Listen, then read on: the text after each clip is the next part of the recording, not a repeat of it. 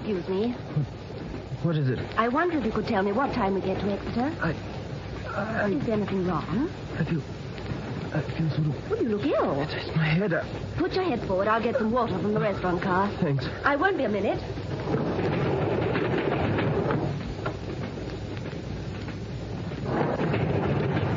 Here you are. Oh! Come away from that door! Come away, you'll fall!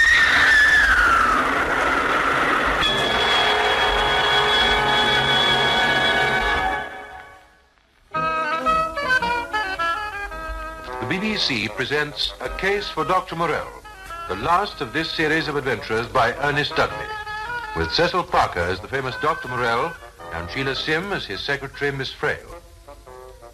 Mr. X.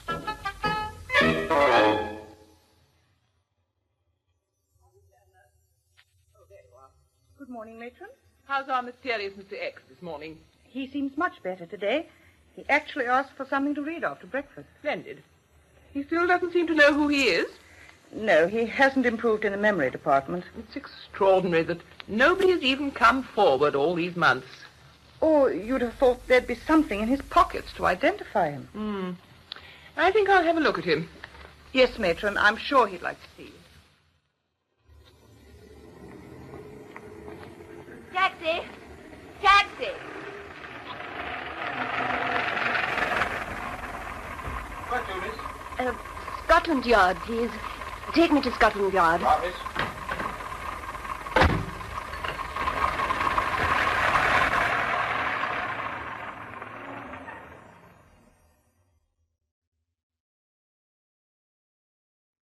Good afternoon, Mr. Maitland. Come in, will you? Inspector Hood, it's very kind of you to let me come and see you. Only too glad to help, Mrs. Maitland, if I can. I'm sure you can. Take a seat, please. Thank you. You seemed rather upset when you phoned. I'm sorry if I sounded hysterical, but this thing's been getting on my nerves. Oh, well, perhaps you'd like to tell me about it. You must have had complaints before about anonymous telephone calls. It's a man, Mrs. Maitland? Yes, Always the same man? yes, with an unusual sort of voice. Nobody you know, eh? And he's very offensive? Oh, no, Inspector, it isn't that. You mean it's some sort of blackmail? I don't know what to think. He just says, your new book has not appeared yet, Mrs. Maitland. Your public is waiting, and then he rings off. Your new book? You're an authoress, then? Yes, my first novel, called Broken Journey, was a bestseller. Well, what do you suppose this mysterious caller is getting at? Well, I tell you, I don't know. Would you be writing another book? Well, I have a contract to write one, yes. But you haven't written it. I can't get on with it. This phone business is driving me mad. Well, why don't you have the telephone disconnected? My husband isn't too keen on it. He's spoken to this anonymous caller? Yes, he answered the phone twice. Of course, the man rang off immediately. He heard my husband's voice. If these calls upset you so much, Mrs. Maitland, and I'm sure they must, why answer the phone at all? Why not just let it ring when you're on your own? I've tried not to. You don't know how I've tried. I simply can't resist answering it. I shouldn't take this too seriously. I mean, it's not unusual for well-known people to have to put up with this sort of thing, but everything will be done to stop it. I'm sure it's just some practical joker. You've got to catch him, Inspector. Arrest him so that he can't go on terrifying me like this. I wonder... What is it, Inspector? It occurred to me that this might be something that Dr. Morelle could straighten out for you. Dr. Morelle, the criminologist? Yes, Dr. Morelle's a personal friend of mine, and if you think he could help you... If he can stop this horrible creature destroying my peace of mind... Oh, he's a marvelous man. A wonderful doctor and brilliant on tricky cases. If you'd arrange for me to see him... I'll do that right away.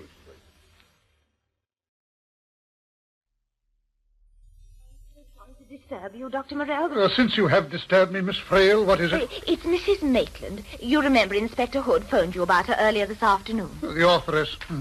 A moment while I make a note on this blood sample. Authoress? Group 4, while this other sample belongs to Group 2. Dr. Morelle, is it Paula Maitland who wrote that bestseller? Now, what was it called? I haven't the faintest idea. I thought her face was familiar. It was a terrific sensation. Her novel, I mean. All about, what was the title? Broken Journey, that's it. I'm so glad you remembered. Oh, but you must have heard about it. Miss Frayle, would you show Mrs. Maitland into the consulting room? I'll be with her in a moment. Yes, Doctor.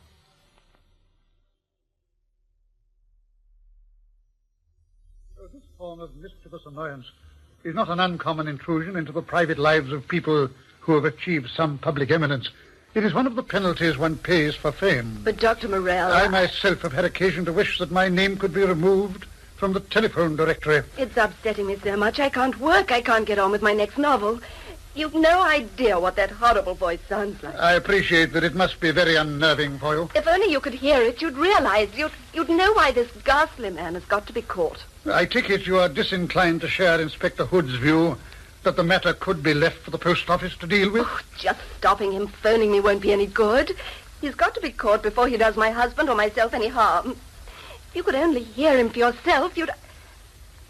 Look, why don't you do that? Mm-hmm. Well, it might prove instructive to listen to his voice over the telephone. Be at our house tonight, and when he rings, as he surely will, you can hear him. You are convinced that it would be a help to you, Mrs. Maitland? Oh, it would. It would. You'd realize how sinister it all is. Very well, Mrs. Maitland. If you'll arrange a time with my secretary. Oh, thank you, Doctor. I can't tell you how grateful I am. Oh, Doctor. Mrs. Maitland is just going, Miss Frayle. Will you arrange a time for me to call at her home this evening? Yes, Doctor. If you'd come this way, Mrs. Maitland.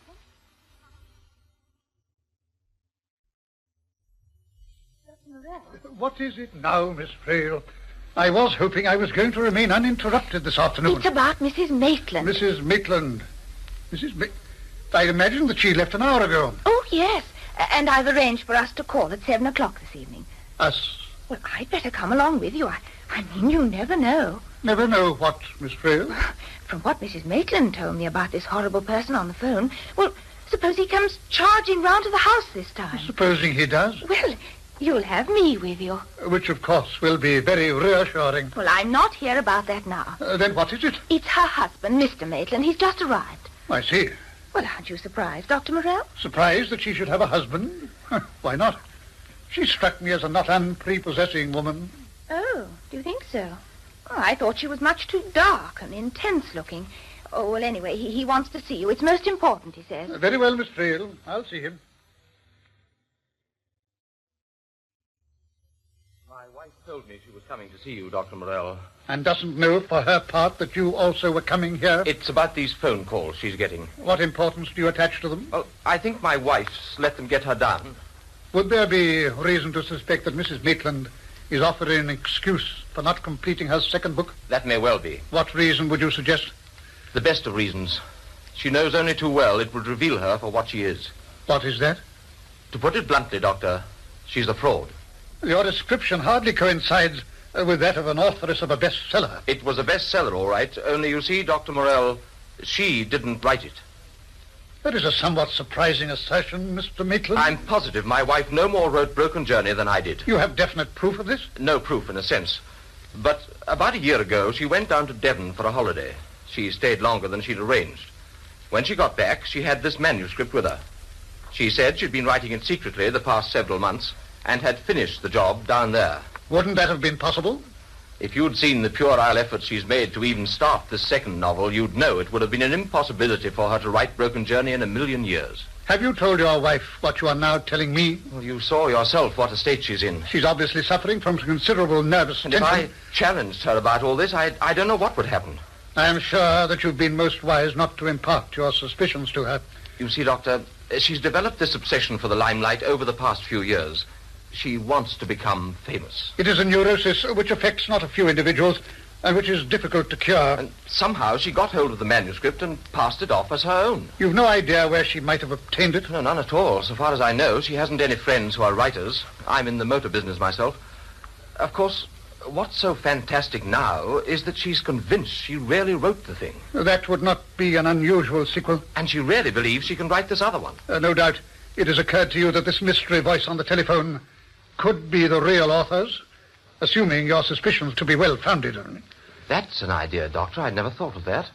I suppose I was so certain that she was making it all up as an excuse for her not being able to get on with this other novel. You yourself haven't heard this caller over the telephone? No. Twice when I've answered, whoever was phoning hung up on me without speaking. Which is precisely what I imagine will happen tonight. Your wife has invited me to your house at 7 o'clock with the object of being able to listen to the voice if its owner should ring again. Well, I expect he will ring off without speaking, as you say. I shan't be in myself until later, but I'll see you then. I think we'd still better keep my visit this afternoon between the two of us. Just as you wish, Mr. Maitland. I'll see you tonight, then. And very many thanks for letting me barge in on you this afternoon.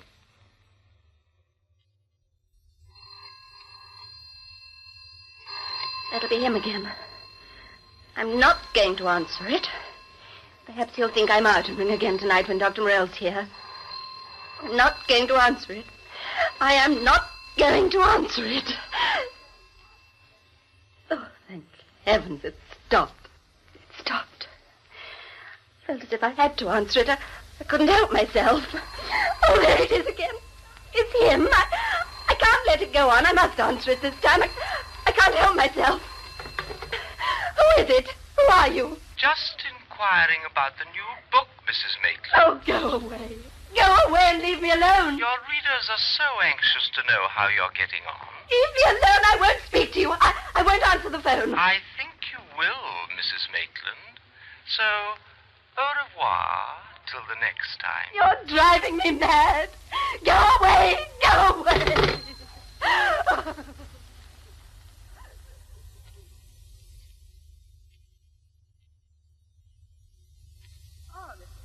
Your tea? Oh, thank you, nurse. Why, have you been on the phone? Yes, it was a name I saw in the telephone directory. You mean a name you recognize? Yes, but there was no reply. What was the name? I can't remember. Oh, dear, what a shame. Never mind, it'll come back. I can't remember it, nurse. I can't. By the page you've turned up in the directory, it looks as if it was a name beginning with M. M? Yes, it began with M.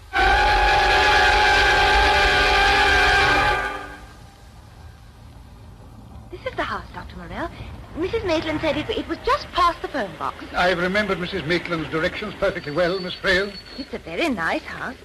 I suppose she bought it out of the money broken journeys made her. Her husband also happens to be a successful businessman. He would be. It's always people with plenty of money who make even more. When you have concluded philosophizing over the inequalities that exist upon this earth, we will go in.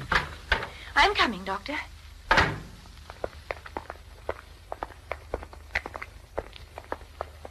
Oh, here's the bell. Thank you, Miss Frayle. I wonder if she's already had a phone call before we'd arrived. That we shall no doubt ascertain in due course. Somebody's coming to the door. She phoned again earlier this evening, Doctor. The suspense is becoming more and more unbearable. The slightest sound makes me jump out of my skin. Poor Mrs. Maitland, it must be awful for you. Well, try to see the matter in perspective. Realize that it is out of all proportion to allow a mere telephone call to dominate your life. I know, but when I'm alone in the house and the phone rings and that horrible voice... It must be most upsetting, of course, Mrs. Maitland. When it's only an ordinary call, I can hardly speak. I know my friends think I've gone funny in the head. Now, don't worry. I'm sure Dr. Morelle will clear this horrible business up for you. Oh, what's that? It may be him, Doctor. Relax, Mrs. Maitland. Remain quite calm. I knew he'd phone again. Let us be pleased that he's obliged. It may suggest the means to deal with him effectively. Oh, I think it's uncanny. Don't be ridiculous, Miss Frayle. It's merely a telephone with a human being at the other end awaiting an answer. Shall I answer it? Say hello, and then hand it over to me. All right. Hello? I said it was only au revoir, Mrs. Maitland. Here I am again to inquire how the new book's going. It's him. Give it to me. Your readers are waiting for you with tremendous anticipation. I do hope you haven't lost your inspiration. But, of course, how could the genius that inspired Broken Journey fail to flame again in this new work of yours? So don't delay. Your readers are waiting with breathless eagerness. Your readers are waiting, Mrs. Maitland, for you to complete your next bestseller. Once again, this is au revoir till the next time. Has he rung off? Dr. Morelle, what did it sound like? Was it absolutely horrible? Quite revealing. He was obviously speaking in a disguised voice. Disguised? There was nothing about it, Mrs. Maitland, which you could recognize? I've always thought he was putting a voice on, but it doesn't remind me of anyone. Oh, what do you think, Doctor? Have you got any idea who it may be? Have you tried to recall any of your friends who might be inclined to indulge in practices of this sort? Well, it may be someone I don't know, someone who's jealous of my success, some other author or crank who dislikes women. No one springs to your mind among your circle of acquaintances? No, no one at all. My husband and I have few friends and relatives. I'm sure there's no one who'd play this horrible trick on me. At least that's something, Mrs. Maitland. What, Miss Frayle? You've just described it as a trick, as if it's something that you don't have to take too seriously. Oh, yes. Yes, I did. I suppose I'm feeling safer with you, Dr. Morelle. Everyone always does. Thank you, Miss Frayle. I'm quite sure it's some awful practical joker. Hello there. Oh, darling, I didn't hear you come in. This is Dr. Morelle and his secretary, Miss Frayle, my husband. Good evening, Doctor. Good evening. I got back a few moments ago, Paula. I heard voices, but I didn't realize it was Dr. Morelle. The doctor came down to listen to the phone call. Oh, really? Any luck yet? He was on the phone again a few minutes ago. Was he? The menace. What do you think, Doctor? It was most eerie. I took the view that the caller was deliberately disguising his voice. Well, that's what Paula's always thought. It was loathsome. But why didn't he hang up when you spoke to him, Doctor? He didn't know Dr. Morelle was listening. I answered the phone, and then the doctor took it. I must say, I think it's very good of you to come all this way just to listen to some crazy phone call. Oh, by the way, will you have a cigar? No, thank you. You don't mind me smoking mine, Miss Frayle? Oh, I love it. It's such a heavenly expensive smell. I don't know what you'll think of us, Dr. Morelle, dragging a busy man like you out on a fool's errand. It isn't a fool's errand. All right, Paula. It's all very well for you. You don't realize how horrible this has been. You take it too seriously, my dear. Allowing yourself to get all worked up over it. I'm sure the doctor agrees with me there. Dr. Morelle has heard that voice, and you haven't. He knows what that sort of thing can do to the nerves of someone like me. With my imagination and trying to work on my new book. If you had any understanding at all, you'd have the phone disconnected. You know I can't do that. You would if you really cared for me. You seem to be taking care of yourself very well. Oh, there you are. What a dreadful thing to say. Oh, look here, Paula. I've just about had enough of this. I think, Dr. Morelle, that we... I'm so sorry. Well, that is, oughtn't we to be getting along, Dr. Morelle? Rest assured, everything will be done to remove this unpleasant annoyance. As soon as possible. I can't stand much more of this. I just can't stand it. Well, I promise you, it will only be a matter of a few hours before it is all cleared up. Oh, you don't know how grateful I am to you. Good night, Mrs. Maitland. Good night, Mr. Maitland. Good night, and thanks again for coming, Doctor.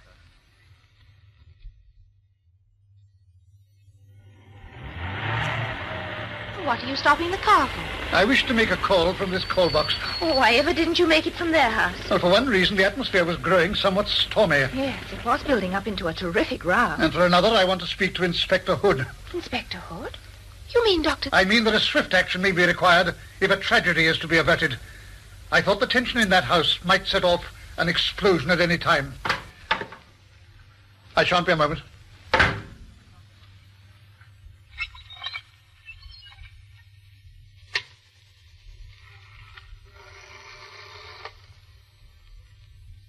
Will you give me Whitehall 1212, please?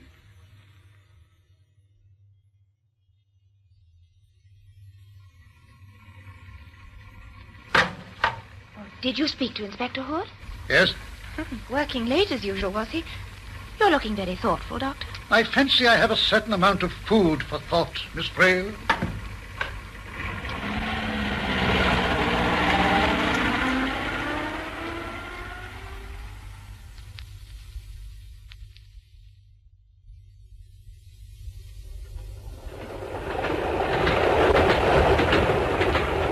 Just on 10 minutes to 8, nurse.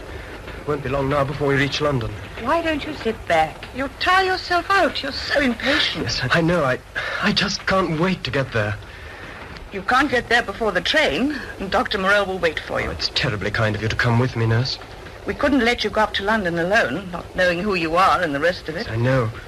But at least there's a ray of light now.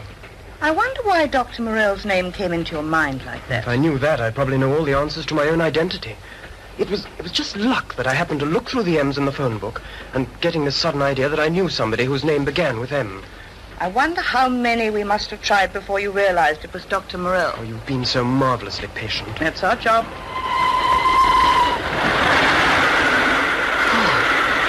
Oh!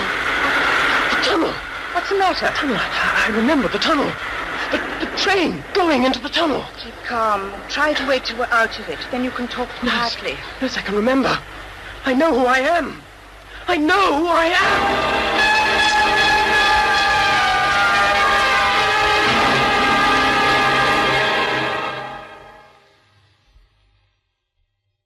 It's not at all an unusual instance in the case of amnesia, Mr. Stone. It's so funny, Dr. Morelle, hearing me being called by my own name. I can't get over it. Yes, Mr. X has a somewhat remote sound, I agree. Oh, it's wonderful of you to see me. I'm very gratified that the journey produced such beneficial results even before you arrived here. It was the sudden shock of that tunnel that did the trick.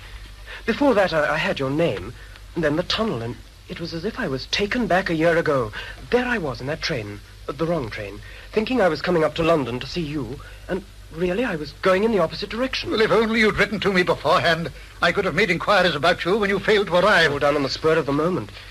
Reading about you in that magazine article and being so worn out with work over my book.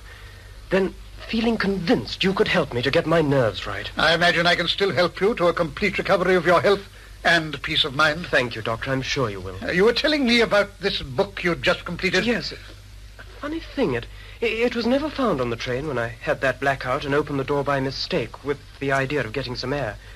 After all the work I put into it, too. But it was most unfortunate that you made no copy. Well, it was in longhand, you see. I was bringing it up to have it typed to send it round to the publishers. I suppose somebody just pinched the suitcase and used the manuscript to light their fire. Oh, well, I'll just have to start writing it all over again. I can remember the plot all right. And the title, End of the Journey, that was it. It was very nearly the end for me, too. Now you're beginning it all over again. A rare opportunity. And I'm sure it will end happily after all. Oh, Doctor. Yes, Miss Frayle? I was wondering if I might bring you and Mr. Stone a nice cup of tea. Oh, that's a fine idea. Well, it is rather late, and as you're a bit of an unusual patient... Do bring us some tea, Miss Frayle. What's that book under your arm, Miss Frayle? Oh, this? Oh, it's something I've been trying to read. It's called Broken Journey. It's by someone we know. Well, that is... Broken Journey by Paula Maitland. Yes, that's her photograph on the back. Good heavens. What is it, Mr. Stone? Doctor, it's her. It's her, the woman. Who? Paula Maitland. The woman on the train who went to the restaurant car for me. Are you sure? Positive. She asked me if the train was going to Devon. That's how I vaguely realized I'd got in the wrong one. The book. Oh, what about it? This isn't hers. What do you mean? It's mine. I wrote this. Look at the opening of the first chapter. This is how my manuscript began. That I left behind in the carriage. It can't be. It is, I tell you. Let me look at the ending. Well, I know what that is. Yes. Yes, it is.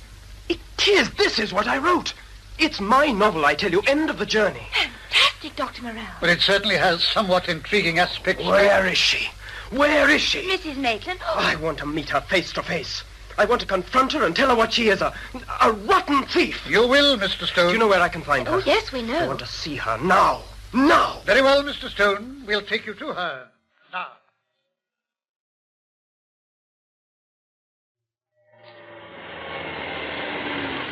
Here we are, Doctor. Is this the house? Yes, this is it. It looks very dark, Dr. Morelle, as if they're out. So I had observed.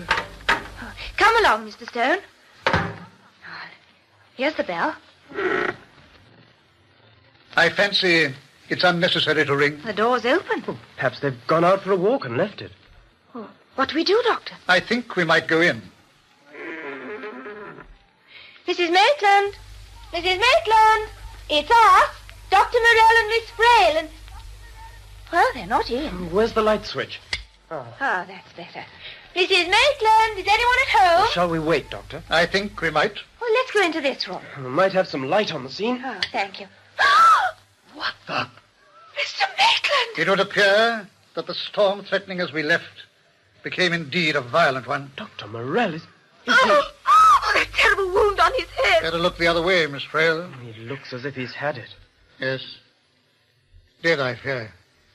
Would you phone the police? Yes. Oh, you mean that Mrs. The Maitland... blow was hardly self-inflicted. Mrs. Maitland might have felt she had sufficient provocation. Get me the police. Quick. Get through to Scotland Yard, Mr. Stone, and ask for Inspector Hood. Yes, Doctor. I'll speak to him. He was coming down here anyway to have a word with the late Mr. Maitland. Doctor, he was the voice on the phone, Mrs. Maitland's husband. Precisely, Miss Frayle. Adopting a somewhat foolhardy way of trying to save his wife from being revealed as a fraud. Oh, stopping her from writing the book she couldn't write anyway. Oh, what is it, Doctor? This timetable open on the desk. There's a train out in 10 minutes' time. You mean she's on it? It might be worth finding out. Dr. Morelle, Inspector Hood's on the line. Thank you. I'll speak to him. Then the local railway station. And I'll come with you.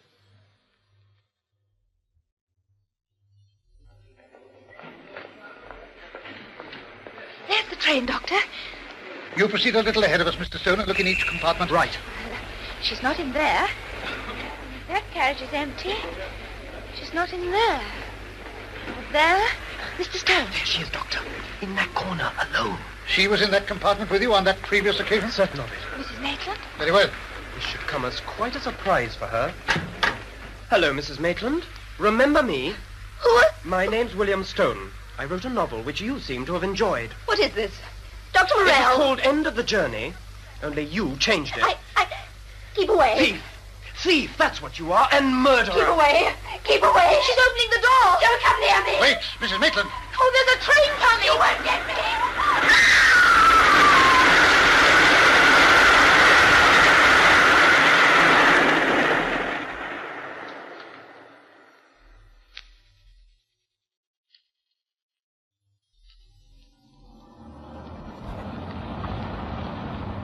Just gone past by that clock we passed. We'll soon be home, Dr. Morelle. Are you all right, Mr. Stone? He's asleep. Somewhat fatigued, doubtless, by all he's gone through this evening. I'm pretty tired myself. How about you? Well, looking forward to several hours in the laboratory when we return to Harley Street. The human dynamo in the flesh. What was that, Miss Frayle? Oh, nothing, Doctor. I was just thinking about Mr. Maitland. The elaborate way he went about making those phone calls. Even once or twice pretending to answer the mysterious voice when some ordinary person phoned. It was indeed a case of misplaced ingenuity. Oh, she must have struck him a terrific blow with that candlestick. The strength of a frenzied creature. You think he told her, or she guessed, that he was phoning her because he knew she was a fraud? That is the most feasible motive for her murderous onslaught. What made you so certain it was him? Well, the business about the cigar, for instance. Oh, yes, I know about that. You sniffed the aroma of his cigar in the phone box. It was still there after he'd phoned before he came in. What made you stop there in the first place? The fact that he arrived at the house so soon after the phone call indicated that he must have made it nearby. And you'd already made up your mind it was him? Well, obviously the voice belonged to someone who knew Mrs. Maitland intimately and was afraid she would recognize him. And that was why he adopted a disguised voice. And who, Miss Frayle, could be closer to Mrs. Maitland than her own husband? Yes, Dr. Morelle. Though I always feel an employer and his secretary grow very close together, don't you? But come to think of it, who could be closer to one another than husband and wife?